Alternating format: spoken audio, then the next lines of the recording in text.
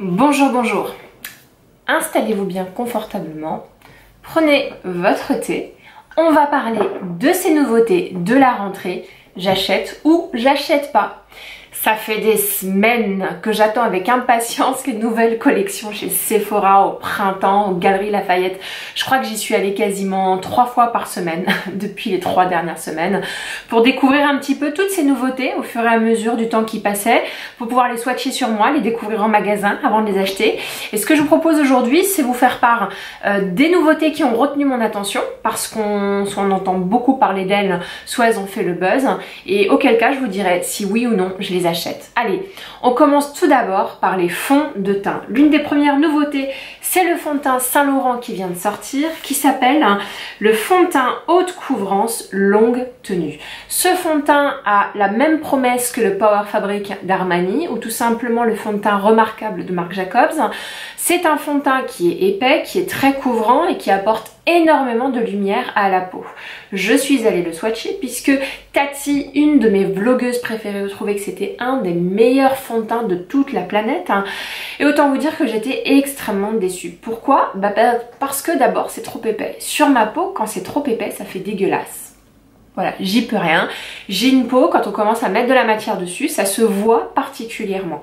En plus de ça, figurez-vous que impossible de trouver ma couleur. Je viens de cracher. Désolée, excusez-moi, c'était pas du tout ce que je voulais faire. Bref, tout ça pour vous dire que le B60, qui est censé être la couleur ambre, l'une des couleurs les plus foncées, alors peut-être pas les plus foncées de Saint Laurent, mais en tout cas c'est la seule que je trouve de plus foncée chez Sephora, et bien figurez-vous que sur moi ça fait totalement gris. Encore une fois, c'est un fond de teint où ils ont oublié de mettre des sous-tons jaunes. Je n'ai pas du tout aimé la couleur, ni la texture de ce fond de teint qui pourtant fait beaucoup parler de lui. Autre fond de teint qui fait beaucoup parler de lui, et oui j'ai des notes parce que j'ai très bien préparé cette vidéo, c'est le fond de teint NARS en stick, le Velvet Matte en couleur Taoé. C'est absolument sublime, mais il m'a fait beaucoup penser au fond de teint Vanish de chez Hourglass. Et oui, le fond de teint Vanish de chez Hourglass que j'ai acheté maintenant il y a 6 mois, il est tellement bien, il est couvrant mais il fait une peau de bébé, il est fin mais couvrant. Voilà, c'est ça qui est très important pour moi et il apporte beaucoup de lumière. Donc quand j'ai vu le NARS, je me suis dit, vu qu'il a les mêmes effets que le Vanish, ben je vais pas l'acheter. Autre fond de teint également qui a fait parler de lui, c'est une nouveauté, le Even Glow Better de chez Clinique. Alors, Clinique a exactement le même problème qu'Estée Lauder, c'est-à-dire que les rayons dans les magasins sont absolument pourris. Vous allez chez Sephora, vous allez au rayon Clinique. À part le rayon Clinique dédié aux soins, le rayon Clinique dédié au maquillage est tout pourri. Tout pourri. Vraiment. Genre il y avait peut-être 4 couleurs de fond de teint qui se battaient en duel. Je vais chez Sephora aux Champs-Élysées, allez, il y en a 6 à tout casser. Et genre il n'y avait pas ma couleur, bien entendu. Donc c'est peut-être un excellent fond de teint, mais n'ayant pas pu l'essayer faute de trouver ma couleur, je ne vous en dirai pas plus.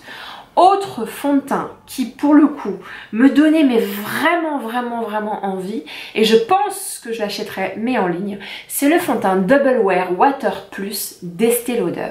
Alors ce fond de teint a la même promesse que le Double Wear qui est extrêmement connu et qui est un fond de teint plébiscité dans le monde entier. Tout le monde dit que ce fond de teint est merveilleux, je ne l'ai pas acheté, bref. Mais ce fond de teint Double Wear Nude Water Plus est censé être en plus très light, antioxydant et anti-pollution. Donc moi c'est hyper important, je vous l'ai dit, je m'oriente vers des fonds de teint qui ne sont plus forcément que couvrants mais qui font soin.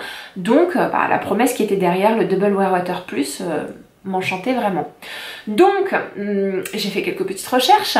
Ma teinte c'est le 4W, enfin W1, et le 4W1 figurez-vous qu'il n'existe pas en France, sauf sur le site d'Estée Lauder. Donc il faut que je fasse une commande, mais j'hésite, je vais commander un fond de teint que j'aurais pas préalablement essayé. J'ai fait mes tous les corners Estée Lauder que j'ai pu trouver. Galeries Lafayette, Printemps, Sephora Champs-Élysées, Sephora Opéra, et ils m'ont tous dit la même chose. Cette couleur n'est pas distribuée en France, sauf si vous l'achetez sur internet. Bon bah c'est ce qui va se passer. Autre problème de ce fond de teint, c'est qu'il n'a pas de pompe.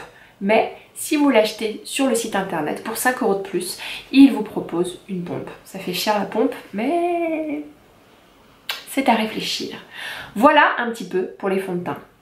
On continue pour le teint, sauf qu'on ne parlera pas de fond de teint, on parlera tout ce qui est primer. Un des primers qui m'a le plus interpellée est le Hangover Spray de chez Too Faced. Alors je vous en dis un peu plus, le Hangover Spray est une base revitalisante à la noix de coco avec des vitamines sous forme de spray. Et je crois qu'il était aux alentours de 33 €. Je l'ai essayé plusieurs fois en fait, à chaque fois que je rentrais dans un Sephora, je le mettais et j'avoue que il se passe quelque chose. Il se passe que ma peau est beaucoup plus hydratée, que c'est un peu collant mais ça fait une peau douille, ça fait vraiment une peau hyper glowy, comme si vous veniez de la masser avec une crème hydratante. Et l'odeur est toutefois vraiment pas mal, vraiment pas mal. Donc du coup j'ai longuement hésité à la prendre parce que bah elle a tout pour me plaire. Donc j'ai eu très envie, mais je l'ai pas fait. Je l'ai pas fait parce que j'ai toujours mon primer à la noix de coco de chez Marc Jacobs que j'ai pas terminé. J'ai toujours mon primer Hangover sous forme de pommade de chez Too Faced que j'ai pas terminé. J'ai plein de sprays à la noix de coco, mes sprays Pixi multivitaminés. Oh là là, mais j'ai Yonka, j'en ai acheté un de chez Yonka récemment. Voilà, je me suis dit, termine tes sprays, tu le rachèteras. Mais je voulais simplement vous dire que ce spray m'a l'air extrêmement prometteur. Donc le fameux spray Too Faced Hangover, je valide à 100%, mais pas tout de suite. Autre préparateur pour la peau, c'est cette poudre de chez Too Faced, qui est une poudre qui s'appelle la Born This Way poudre de finition. Donc c'est une poudre qui est censée avoir de l'acide hyaluronique et des vitamines également. Donc je pensais que c'était une poudre pour hydrater la peau. Je trouve que non en fait. Je l'ai essayé et en fait c'est plutôt une poudre pour un fini mat, certes, un fini mat lumineux, c'est encore mieux, mais c'est un fini mat qui lisse et c'est pour ça je pense qu'ils ont mis de l'acide hyaluronique. J'ai peur d'acheter de la poudre parce que je les vois ici, là j'en ai 3 qui traînent sur ma bibliothèque que je mets jamais.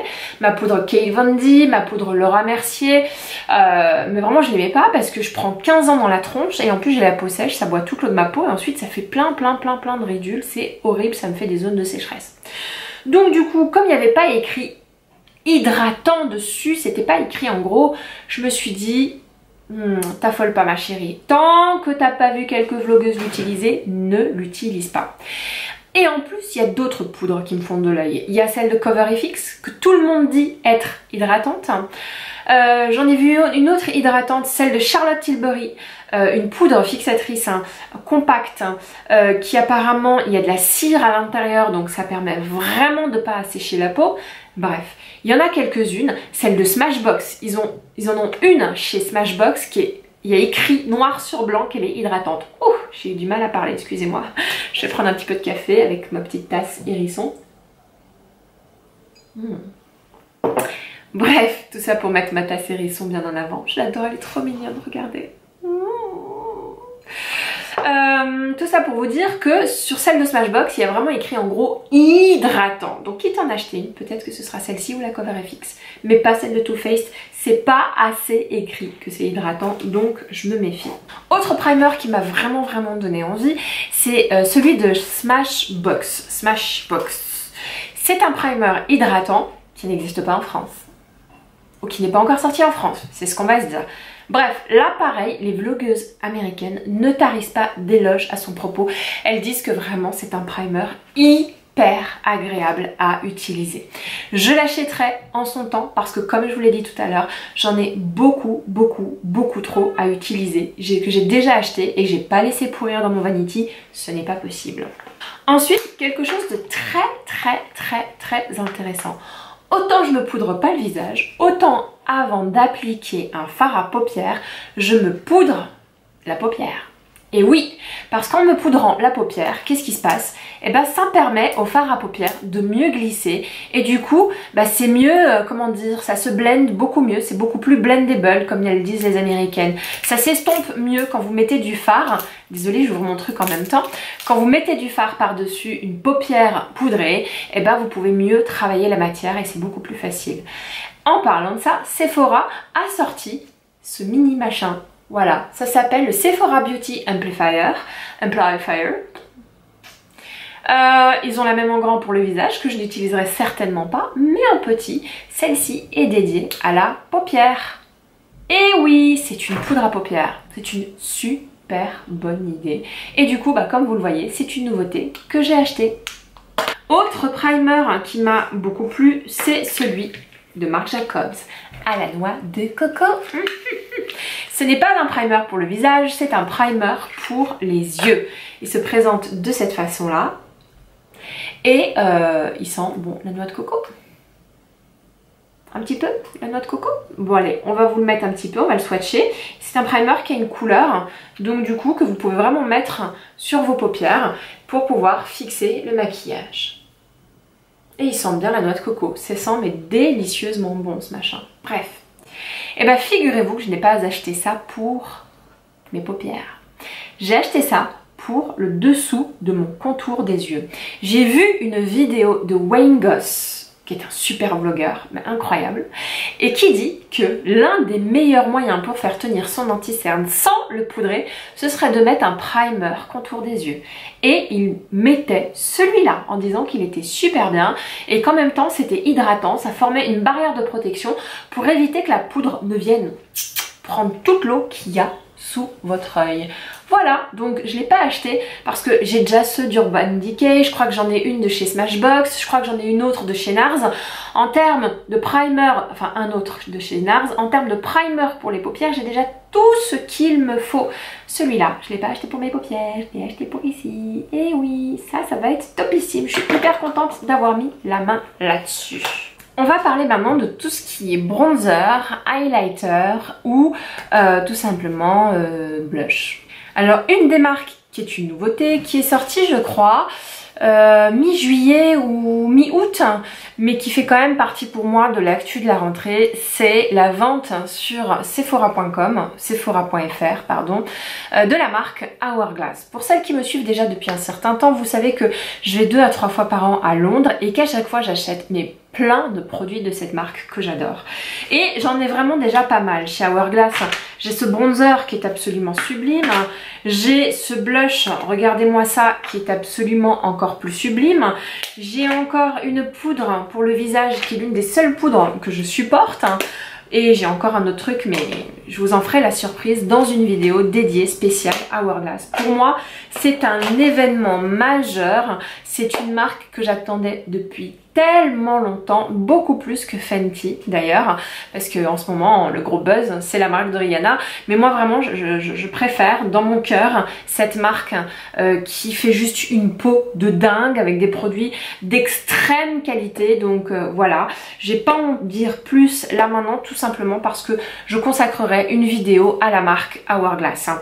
Autre produit joue, quand j'ai vu les photos j'étais en mode ça fait 6 mois que je les vois en photo sur le compte de plein de blogueuses, sur le compte Instagram de plein de blogueuses différentes, sans que ça sorte en France. Maintenant que c'est sorti en France, j'ai décidé tout de suite d'aller chercher et c'est ce que j'ai fait. J'ai craché. Désolée. Voilà, donc c'est cette palette de chez Anastasia Beverly Hills. C'est une palette joue. Le packaging est super joli. Je ne sais pas si vous voyez, mais il y a des petits A partout. Vraiment, c'est ultra quali. J'adore le packaging, il est magnifique. Et ensuite, à l'intérieur, vous avez un petit lot de 3 blushs. Oh, il est trop beau! Donc là, il y a à peu près toutes les couleurs qui me vont bien, c'est-à-dire un corail, un rose pâle et cette couleur-là qui va me faire office soit de contouring ou soit de blush tout simplement. Quand on est bronzé, ça peut être vraiment pas mal. Cette palette s'appelle le Blush Trio de fard à joues et celle-ci, c'est en couleur Cocktail Party.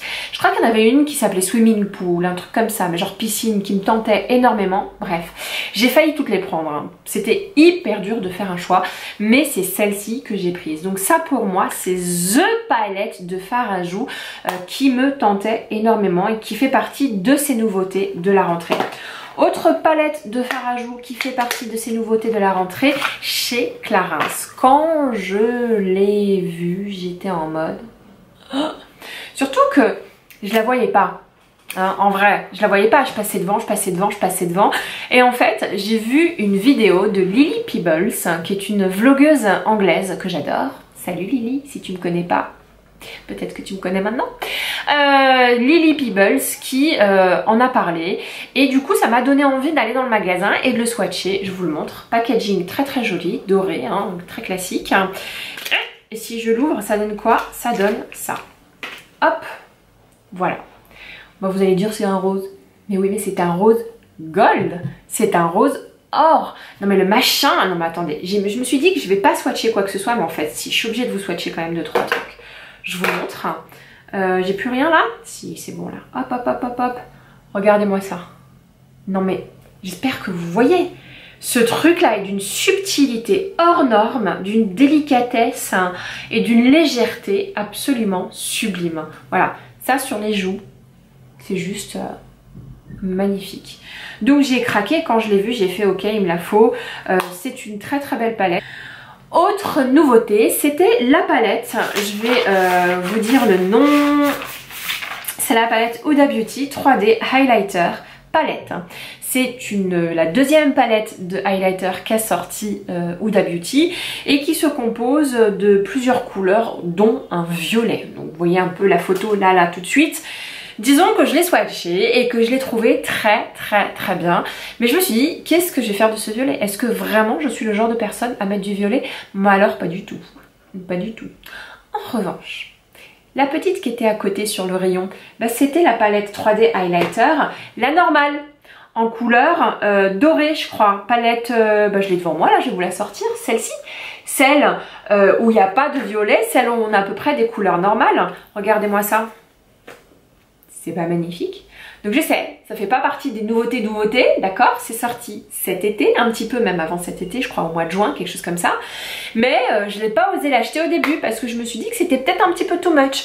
Et c'est en la swatchant et en discutant avec un make-up artiste de chez Sephora que je me suis vraiment rendu compte à quel point cette palette était génialissime. Et elle se swatch super bien, je vais vous montrer ça. Donc on a un fard crème, ok? Si j'ai de la place, bien entendu, parce que vous savez à quel point je suis très très nulle pour les swatchs, ok? Et puis, on a des fards poudre. Je vais vous swatcher le rose, par exemple, qui est très très beau. Hop. Voilà. Je vais vous swatcher le doré, ici peut-être. Oh, c'est une tuerie. Et je vais vous swatcher le Tahiti. Voilà. Donc c'est une palette d'excellente qualité et bah, je voyais sa petite sœur avec du violet, j'étais en mode non pas trop. Donc celle-ci se décline en deux couleurs, une pour les filles qui ont la peau claire, je sais plus comment ça s'appelle, Pink quelque chose Edition. Moi je l'ai pris en Golden Sound Edition, voilà, donc c'est la version gold de la palette puisqu'elle existe en deux versions et la troisième vient de sortir mais comme je vous l'ai expliqué je la prendrai pas. Ensuite, si on veut vraiment aller jusqu'au bout du highlighter, il faut absolument parler de Fenty. Alors Fenty, ça vient tout juste de sortir et je vous ferai une vidéo dédiée pour cette marque. Chez Fenty, j'ai quand même craqué. Je m'étais dit non, c'est pas pour moi. C'est trop street style, c'est trop, comment dire, ultra voyant. Et en fait, il y a peut-être quelques pépites. Il faudrait que je les swatch un peu plus. Chez Fenty, j'ai trouvé ce Match Sticks fond de teint éclatant. Donc je sais pas vraiment un fond de teint éclatant, c'est plus en réalité un highlighter sous forme de stick. Regardez-moi ce packaging. Alors déjà ça c'est le carton, hein. Mais s'il vous plaît regardez-moi ce packaging, il est absolument sublime. Ça me fait penser au packaging de Kim K quand elle fait sa ligne de make-up là. C'est ça, hein, c'est ces packaging rose nude. Bref, c'est un stick de fond de highlighter, même s'ils disent que c'est du fond de teint, en couleur rhum. Voilà, donc je vous ferai une petite vidéo, je ne la swatche pas tout de suite, je vais la garder neuve comme ça. Et pour la vidéo crash test, ce sera topissime. Autre highlighter de chez Fenty Beauty qui est vraiment mais absolument sublime, je l'ai swatché plusieurs fois, mais je ne sais pas vraiment ce que ça rend sur la peau. C'est celui-là, hop! Vous voyez, il est magnifique. Elle existe en plusieurs versions. Moi, je l'ai pris en Mint Honey Hustler Baby. C'est un duo en lumineur libre. Donc, j'ai craqué. Hein. Je m'étais dit, je vais pas la prendre. Et puis là encore, on est sur un très joli packaging. Donc, ça valait le coup. Peut-être pas pour le packaging, mais ça valait le coup. Et de toute façon, je suis une grosse collectionneuse, testeuse. Donc, je serais ravie de vous faire une review Fenty. Voilà un petit peu, je crois, pour le visage. J'ai terminé pour le visage, c'est ça? Allez, on va passer aux palettes yeux. Pour les palettes yeux, tout ce qui est sorti, c'est complètement dingue. La première chose qui est sortie cet été, c'est la palette Subculture d'Anastasia Beverly Hills qui a fait énormément parler d'elle parce qu'elle était extrêmement poudreuse et au-delà d'être poudreuse, elle s'estompe extrêmement mal. Moi, le fait qu'elle soit poudreuse, je m'en fiche complètement. En revanche, j'ai vraiment vu des vidéos où ça se voyait qu'elle s'estompait mal. Mais comment vous dire, les couleurs sont tellement belles que malgré les mauvaises reviews, j'ai très envie de l'acheter. Mais je ne craquerai pas, je ne l'achèterai pas. Parce qu'une palette qui s'estompe mal, c'est une palette que je n'utiliserai jamais. J'ai déjà eu l'occasion de vivre ça avec une palette somptueuse qui est la Too Faced Natural Palette. Mais comme ça s'estompe tellement mal, et bah du coup je l'utilise jamais et c'est bien dommage. En revanche, la Subculture ressemble étrangement à une palette de Jeffree Stars. Et cette palette là, eh bien elle n'a que d'excellentes reviews et apparemment elle s'estompe super bien. Donc c'est peut-être plutôt sur la Jeffree Star que je jetterai mon dévolu si je veux un mix de bleu pétrole, de vert et de doré. En tout cas, j'ai très envie de ce type de couleur. Ça va changer de la grosse tendance orange en ce moment. Autre palette dont j'avais vraiment envie de vous parler, c'est la palette d'Urban Decay. C'est une palette que tout le monde a, qui va devenir un classique et qui vous permet de faire des maquillages, on va dire corail gold, très orangé avec des couleurs très chaudes. Petit bémol à cette palette là, c'est que les filles, arrêtez de vous faire de maquillage avec des yeux de lapin. Les filles elles se font des maquillages rouges, orangés, roses sur la paupière alors que ça va pas du tout à leur fond de teint et du coup ça fait un œil rougeau. Non mais vraiment hein, je trouve que ça ne va pas à tout le monde. En fait, il faut vraiment contraster avec d'autres couleurs ou doser le côté orange parce que si vous faites un camailleux de orange, c'est compliqué. Et c'est la difficulté de cette palette-là, c'est qu'elle ne propose qu'un camailleux de orange. Donc j'hésitais vraiment à la prendre. Je passe une fois, je la swatch, mais quelle couleur absolument magnifique. Vous la swatchez, quelle couleur absolument pigmentée. Tout y est, sauf que, bon, ben... c'est vrai que je vais pas trop m'amuser. Donc après beaucoup d'hésitation, je me suis dit ok, prends-la parce que ça fait 5-6 fois que tu la swatches, ça fait 5-6 fois que tu la mets dans ton panier, ça fait 5-6 fois que tu la rends, mais ça fait 5-6 fois quand tu rentres chez toi tu regrettes. Donc prends-la. Et donc c'est ce que j'ai fait. Elle est ici, c'est un pur bonheur les amis. Heureusement que je l'ai prise. Bien entendu, elle a ses défauts, comme je vous l'ai expliqué, vous n'avez pas beaucoup de possibilités de maquillage avec, mais c'est une palette qui se travaille tellement bien et qui est d'extrêmement belle qualité. Voilà, c'était simplement ça. De toute façon, je vous réserve un tuto et une review crash test spéciale Hit Urban Decay. On en reparlera d'ici là. Autre palette qui m'ont vraiment donné envie, ce sont les palettes de Marc Jacobs. Je ne sais pas si vous êtes abonné à leur Instagram. Abonnez-vous. Abonnez-vous. Je crois que en termes de make-up, c'est l'un des plus beaux Insta que j'ai jamais vu. Mais alors vraiment, c'est comme ça que j'ai découvert les nouvelles palettes. Donc ce sont des palettes iconiques qui existaient déjà, mais dont la matière a été complètement reformulée et les couleurs revues. Et quand j'ai vu les nouvelles, j'ai fait oh, comment je vais faire pour choisir? Et j'ai plutôt jeté mon dévolu sur deux d'entre elles. Quand j'ai pu les swatcher, alors là, alléluia! Alors là, les palettes sont exceptionnelles. Exceptionnelles. J'ai envie de vous dire, qu'en termes de pigmentation, de qualité, de couleur, de luminosité, mais tout y est, vous pouvez pas vous tromper. Donc comme j'avais déjà acheté la Naked Heat, il fallait que je fasse un choix parce que je pouvais pas m'acheter toutes les palettes du monde non plus. Donc j'ai décidé d'acheter la Scandalust. Ce qui n'est pas le choix le plus judicieux puisque la Scandalust, c'est la palette qui ressemble à celle de Heat, c'est-à-dire avec des couleurs corail, rosé et orangé. Je vous la montre tout de suite. Regardez-moi ce packaging de folie, j'adore. Il est très très beau. Il a nettement moins de couleurs que la Heat palette, mais tenez-vous bien. Vraiment, tenez-vous bien. C'est absolument sublime. Hein? Cette couleur-là est sublime, cette couleur-là est sublime, cette couleur-là est sublime, mais ces trois-là, on la retrouve dans la Naked Heat. Celle-ci aussi, on la retrouve dans la Naked Heat, mais pas celle-ci. Et pas celle-ci, pas ces trois-là.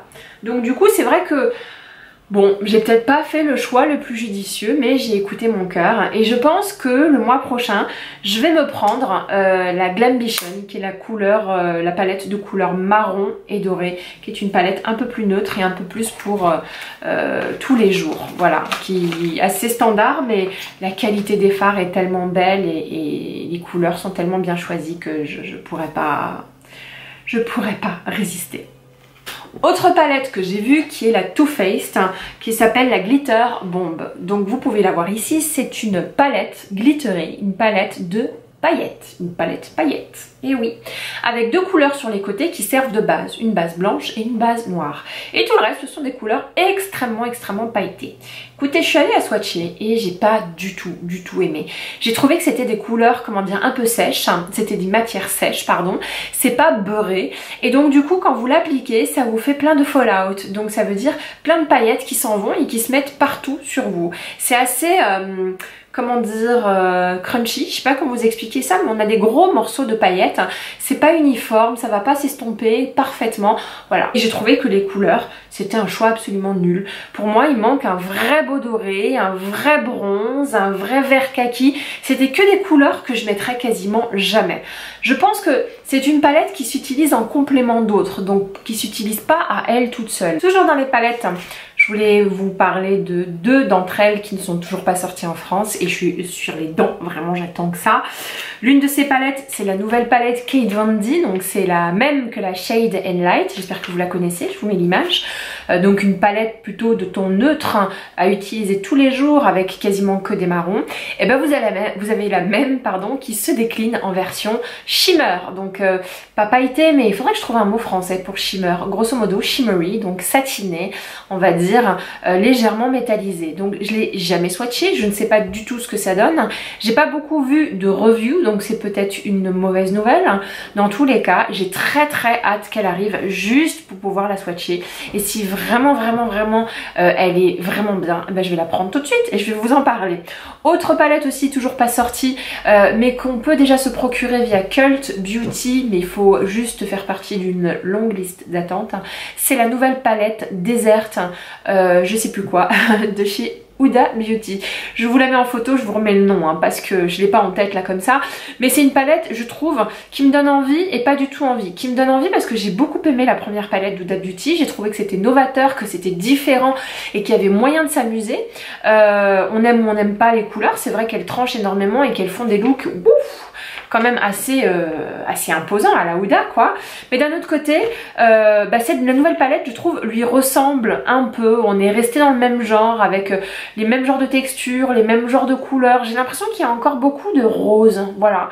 Donc j'avais peut-être envie de quelque chose de différent. Néanmoins, j'attends de l'avoir en vrai pour pouvoir me décider. C'en est fini des palettes, mais c'en est pas fini des yeux. Je voulais vous parler d'une nouveauté qui a fait cartonner la blogosphère, la vlogosphère si on parle des vidéoblogs.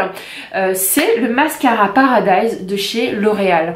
Ce mascara là fait l'unanimité. Tout le monde dit qu'il est génial. Donc quand on voit le packaging, il a l'air génial. Quand on voit la brosse qui est une brosse épaisse, il a l'air génial. Et je l'ai prise bien évidemment, c'est ce mascara là.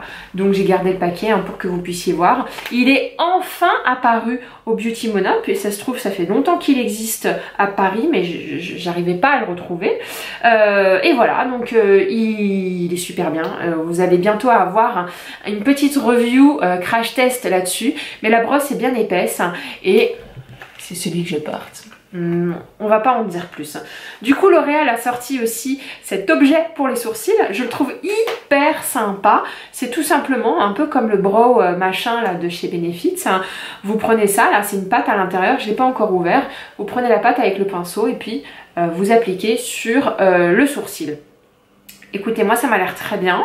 Et ce que j'aime d'autant plus, c'est le packaging hyper pratique. Vous pouvez le poser comme ça, quelque part. Est-ce que je vais vraiment l'utiliser? C'est vrai que tout ce qui est un peu pâteux comme ça, j'ai tendance à avoir la flemme de l'utiliser. Je préfère les crayons.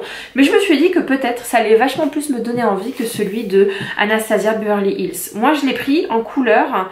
Il n'y a pas écrit la couleur. J'espère que c'est la bonne couleur. Bon, en tout cas, je l'ai prise dans la couleur le plus foncé. Voilà. Voilà, on va pouvoir passer aux lèvres. Et là, il y avait vraiment beaucoup de nouveautés. Tout d'abord, il y en a qui ont décidé de sortir leur liquid matte 20 ans après. C'est le cas de YSL, donc Saint Laurent, et de Dior. Quand j'ai vu les couleurs, je me suis dit, oh, il me les faut, il me les faut. Et j'ai eu la bonne idée de les swatcher. Tout d'abord, chez Dior, déjà quand on voit le packaging de Dior, on se dit waouh, c'est absolument magnifique. On a envie, c'est un objet de désir et rien qu'au travers du packaging, on sait qu'on est en train de faire un geste luxe. Donc je me suis dit que le liquid matte, la matière, la pigmentation allait elle aussi être luxe. Les couleurs aussi. Donc j'en ai swatché pas mal et il y avait deux couleurs absolument sublimes. Sublime, deux couleurs en particulier qui me plaisaient énormément, la 625 Nude Brick qui était fabuleusement beau et le 895 Cerise Noire qui est un espèce de marron métallisé qui vraiment avait une couleur un peu cerise également et qui vous faisait une bouche absolument sublime. Je les ai essayés et la couleur était au rendez-vous, la matière était au rendez-vous, la pigmentation était au rendez-vous, mais sans plus. Mais sans plus. Quand vous êtes comme moi une collectionneuse et que vous avez quasiment tous les liquid matte de Sephora, quasiment tous les liquid matte de chez Kate Von D et ceux de chez Huda Beauty, bah du coup, même ceux d'Anastasia Beverly Hills, donc j'en ai un sacré paquet, du coup, le reste on s'en fiche. Voilà, on n'a plus envie d'acheter des liquid matte, sauf ceux de NARS. On en parlera tout à l'heure. Donc du coup, les Dior étaient beaux, mais je ne les ai pas trouvés, comment dire, exceptionnels. Ils n'avaient pas quelque chose de plus que ce que j'avais déjà chez moi, donc je ne les ai pas pris. Autre liquid matte également, ce sont les tatouages couture encre à lèvres mat de chez YSL, Yves Saint Laurent. Alors, ce sont les équivalents des vernis à lèvres, mais en version tatou, encre à lèvres. Et j'ai vu pareil, deux couleurs absolument sublimes, un espèce de rouge vermillon, c'est la couleur numéro 9, et un marron vermillon. Mais alors, quand vous les posiez, ça vous faisait une bouche très lumineuse, très belle, avec des couleurs quand même que j'ai rarement vues ailleurs. Le souci, c'est l'effet tatou. C'est-à-dire que comme il n'y a pas d'effet matière, comme il n'y a pas de... Je sais pas comment vous expliquer, il n'y a pas quelque chose qui lui donne une dimension, bah ça fait un effet plat. Donc ça manquait de volume, ça manquait de quelque chose. C'est bon, vous avez compris, ça fait plat. On va parler aussi des rouges à lèvres Balmain qui sont sortis. Donc que vous dire là-dessus? Je suis allée dans une boutique L'Oréal, je les ai swatchés un par un. Je ne pense pas avoir ni le style, ni l'âge, ou peut-être ni l'état d'esprit, si c'est pas une question d'âge ou de style, de ces rouges à lèvres là. Il y en a aucun qui me va. Aucun. Soit ça fait gris, c'est moche. Soit ça fait vert, c'est moche. Ou soit c'est très joli, mais pas adapté à ma couleur. Donc j'ai laissé tomber, j'en ai acheté aucun. Il me faisait vraiment envie. Il y avait des couleurs qui sur le papier ou sur le raisin, le bâton, vous voyez le présentoir, vous avez tous envie de les prendre. J'ai vu la pub avec sa nana, j'avais vachement envie d'avoir les mêmes que les siens, je trouvais que ça lui allait bien. Mais je crois qu'en fait, sur moi, malheur, ça fait genre... hein, t'as mis quoi sur tes lèvres là? Voilà, ça faisait ça. J'en ai essayé, ça faisait vraiment moche sur moi. Particulièrement le kaki et tout ce qui sont, tous les grèges, hein, vous voyez, toute cette espèce de beige, violine, de gris. Ça ne va pas du tout les Balmain. Donc on oublie. La petite nouveauté en revanche qui m'a vraiment plu, ce sont les liquid matte de chez NARS. Et j'en ai pris 4, s'il vous plaît, 4. J'ai encore fait des bêtises, ça va pas du tout. Pourtant j'en ai des liquid matte. Donc pour me surprendre, il faut vraiment y aller. Et eux m'ont surpris. Pas par la matière, pas par, je sais pas, la pigmentation. Parce que voilà, les Anastasia Beverly Hills sont très pigmentés. Les Huda Beauty également. Et puis cerise sur le gâteau, c'est les lip stains de chez Sephora qui sont absolument géniaux et pas chers. Non, ce qui m'a plu chez NARS, c'est pas la couvrance, c'est pas la pigmentation qui est au rendez-vous bien entendu, ce sont les couleurs. J'en ai pris 4 juste pour les couleurs et c'est aussi l'applicateur qui est hors norme, qui est génial et qui vous permet de dessiner vos lèvres correctement. Limite, pas besoin de crayon. Ils ont sorti ces liquid matte, donc voici, voilà à quoi cela ressemble. Vous pouvez voir la couleur à l'intérieur. Ça s'appelle les Power Matte Lip Pigment, pigment à lèvres pur mat, et vous en aviez de toutes les couleurs et pour toutes les carnations. Vous en aviez des rouges, des violets, des marrons, des nudes, des corail, des roses. C'est parfait. Et en plus, chacun a son crayon. Donc je ne les ai pas encore acheté les crayons, mais je pense que ça va se faire. J'ai pris la couleur Rock With You. On va la swatcher pour que vous puissiez voir. Hop. Et voilà. Et vous voyez le pinceau? Hop. Il est tellement bien qu'il trace vraiment tout avec précision. Donc voilà, je trouve que là pour le coup, ça m'a donné envie de prendre des liquid matte dans la journée parce que je sais que je vais pouvoir bien les appliquer. Donc là c'était la couleur Rock With You. Et je vais pas tous vous les swatcher, tout simplement parce que je vous consacrerai une vidéo à ces liquid matte. Chez Fenty, il n'y avait pas des liquid matte, mais il y avait un super beau gloss. Alors précipitez-vous parce que pour le coup c'est vraiment un beau gloss. Je vous le montre, c'est celui-là. Je vous le swatche pas parce que je vais vous faire une vidéo spéciale Fenty, mais si vous allez dans un magasin Sephora, allez le swatcher. Je trouve qu'il est vraiment très très joli, vraiment joli. Je pense que elle n'a pas tout sorti, Rihanna, et qu'il va y avoir probablement bientôt des liquid matte. Mais il y en a tellement des liquid matte. Comment on va faire? Comment on va faire? J'ai pas assez de place. Je vais faire des bibliothèques de liquid matte, je crois. Pour les soins, pour moi, ce qui m'a marqué, ce sont les masques Sephora qui sont sortis, pardon. Sephora donc est devenu pro des masques, ils en ont déjà là pour le contour des yeux, pour le visage, qui sont hyper bien, pour les mains et pour les pieds, que j'utilise franchement, qui sont vachement bien. J'utilise ceux à l'avocat pour les yeux là, justement pour vraiment apaiser ma sécheresse du contour des yeux. Et ils en ont sorti pour les cheveux, s'il vous plaît. J'en ai acheté 2 de chaque. J'en ai acheté 2 à la noix de coco et 2 au beurre de karité. Donc à l'intérieur vous avez une charlotte et ensuite le masque. Donc vous mettez votre masque sur vos cheveux puis vous mettez la charlotte par dessus et vous laissez reposer toute la nuit. Donc moi c'est un geste beauté que je fais quasiment tous les week-ends, de dormir avec un masque. Donc j'ai trouvé super bien de l'avoir mis comme ça et puis même ça veut dire qu'on peut en emporter un avec nous sans emporter les gros pots là de masques qu'on peut avoir. Ça m'a l'air super bien. Celui à la noix de coco est nourrissant et réparateur. Celui au beurre de karité est fortifiant, anti-casse. Super bien. Autre masque sorti chez Sephora, ce sont ces masques à l'argile. Donc ils sont plusieurs, j'en ai pris que 2. J'en ai pris le bleu qui est le détoxifiant oxygénant et j'ai pris le reminéralisant apaisant. Alors, pas du mal. Voilà, donc ce sont des masques à l'argile. J'adore le packaging, c'est hyper pratique. Et la vendeuse m'a dit que le blanc était absolument génial. Donc j'ai hâte de le tester. Voilà, donc c'est des masques à l'argile. Donc à mon avis, ils aspirent tout ce qui ne va pas dans la peau. Et en même temps, si c'est reminéralisant ou réoxygénant, ça va apporter des nutriments à la peau pour qu'elle se porte beaucoup mieux et se défende vraiment beaucoup mieux. Dernier masque que j'ai trouvé très très sympa, c'est le Talika, le Bubble Mask. Alors c'est la folie des Bubble Masks, vous en avez un très connu chez Tony Moly. Le problème de Tony Moly, c'est que j'ai des masques de chez eux et je suis un peu allergique, donc j'ose pas acheter le Bubble Mask qui a l'air d'être génial, parce que pour le coup il fait des grosses bulles et il vous fait vraiment une drôle de tête à la fin. Il y a le Bubble Mask de chez Dr. Jar, mais qui est plutôt pour resserrer les pores. Et moi, j'ai pas trop de problèmes de pores. Donc, si vous avez des problèmes de pores, n'hésitez pas à aller voir le masque Bubble de Dr. Jar. Et puis, vous avez celui-là, le Bubble Mask de chez Talika, qui est le premier masque oxygénant effet anti-pollution. J'habite Paris et mais vraiment, je suis une flippée de la pollution. Je cherche un fond de teint anti-pollution, des brumes anti-pollution, du maquillage anti-pollution. Et là, c'est un masque anti-pollution. Donc quand j'ai vu ce masque, qui est nouveau, franchement, que j'ai pas vu avant, et je suis beaucoup la marque Talika, et bah écoutez, j'ai été ravie de voir qu'on s'occupait enfin de ça. Donc ça m'a l'air d'être une tuerie. Bon, bah voilà, j'espère que vous avez apprécié cette très longue vidéo. J'espère que je vous ai aidé à choisir dans ce